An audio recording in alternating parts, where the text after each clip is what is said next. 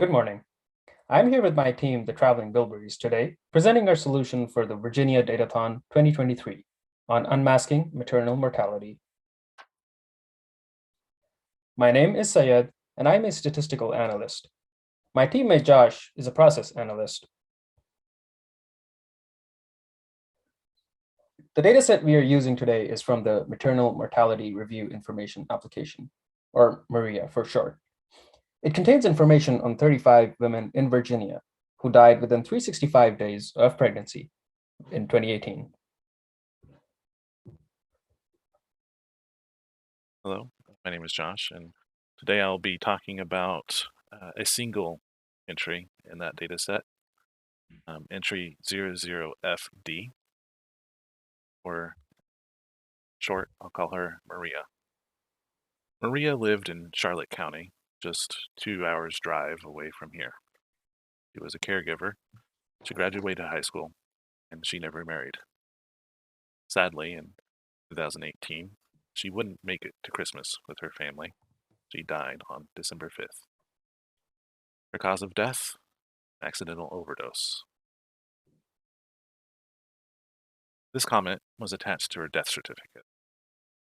The decedent, the 27-year-old white female with a history of drug use, who was found unresponsive. EMS was called and attempted CPR. He was pronounced dead at the scene. Pay attention to those words, found unresponsive. Like many others, she was alone when she died. Her death was considered accidental, and she wasn't alone. Although accidental deaths were not the majority among these 35 women, in 2018 there were 35 such deaths. Almost all of them were accidental overdoses. The warning signs were there. Maria was diagnosed with depression and anxiety. She was receiving treatment for both of those.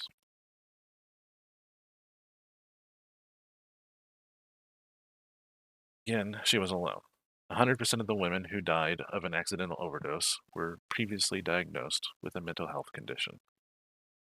Out of that 100%, the system did not identify 33% of them as suffering with substance abuse, meaning that 66% of them had a known history of substance use. According to the National Institute on Drug Abuse, there's a 60% propensity for substance use and mental illness to coexist, meaning that Maria was a very much high-risk patient because her mental health conditions were previously diagnosed.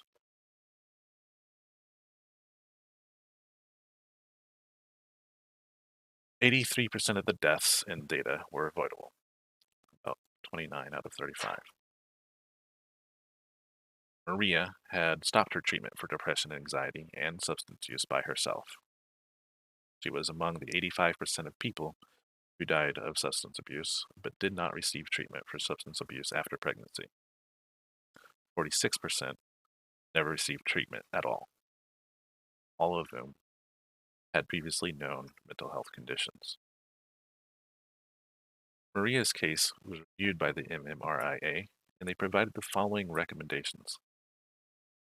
First, put a system in place to make providers aware of when someone like Maria stops their treatment, especially for addiction treatments. Second, set up a standard of care to follow up with those patients when they do trigger that system.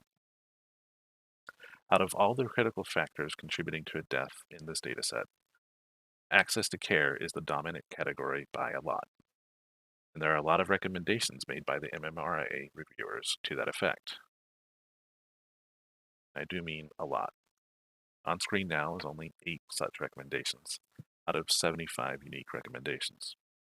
They all had a central theme together. Therefore, when concerning women like Maria, who died of an accidental overdose, our recommendations echo that of the MMRIA. Educate patients and providers on this substance abuse, and implement follow-up policies for at-risk patients. Thank you.